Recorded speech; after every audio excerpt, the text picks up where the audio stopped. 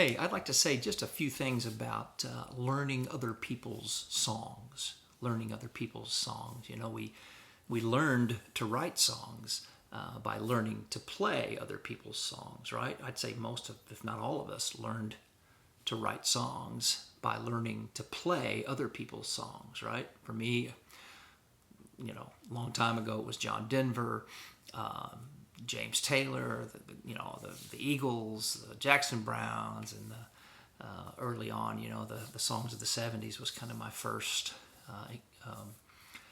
experience in learning other people's songs, and that eventually became the material for writing my own songs, right? And for many years, you do learn other people's songs, especially if you're young and you're out playing in bands or you're doing a solo thing, you know, Steve on a stool somewhere at Steve's Pizza, or the Hungry Pelican in Louisville, where I'm sitting on a stool and I'm playing other people's songs, and adding a few of my own in there in the set list as well. But so you're learning other people's songs, you're learning to play other people's songs, and that will eventually, obviously, get into your own songwriting. John Denver went from here to here, G to A minor. Oh, cool. And then A minor to B minor this time. Oh, okay. And eventually, obviously, that will end up into, muscle memory, if nothing else, will end up into the chord progressions for your own songs. But at some point, when we're writing a bunch, we quit learning other people's songs, unless we go back to playing in a cover band or something, But at some point, we do quit learning other people's songs. And for me, I always go back to that practice when I find myself sort of in a rut, either harmonically. I've been playing the same chord progressions all the time, and I'm a little sick of it, and I need some inspiration there, or maybe some different feels.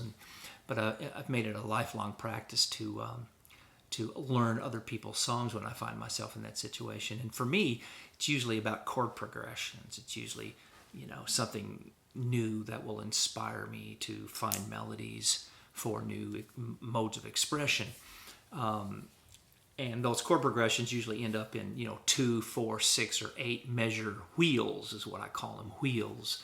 And I teach that at my songwriting course online, of course. Talking about wheels, I don't just approach the song, I'm going to learn it all the way down.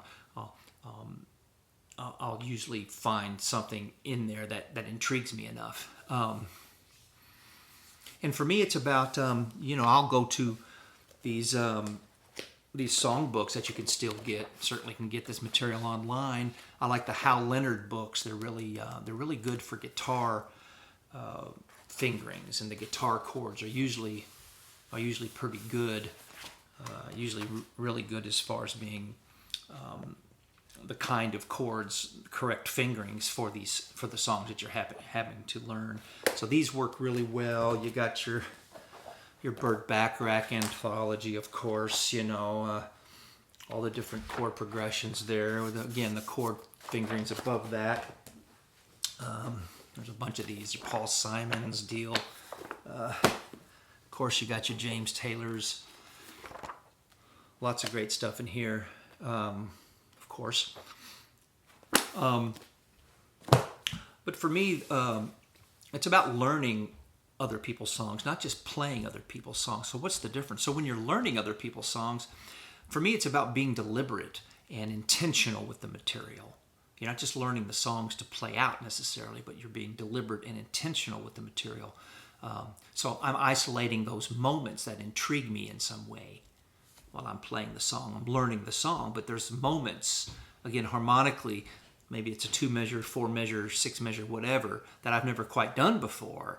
And even if I don't have their melody in my mind while I'm learning the song, it's more about finding and isolating those moments in their songs that I've never done before, something that intrigues me in some way, isolating those moments and then cataloging those moments. So it's really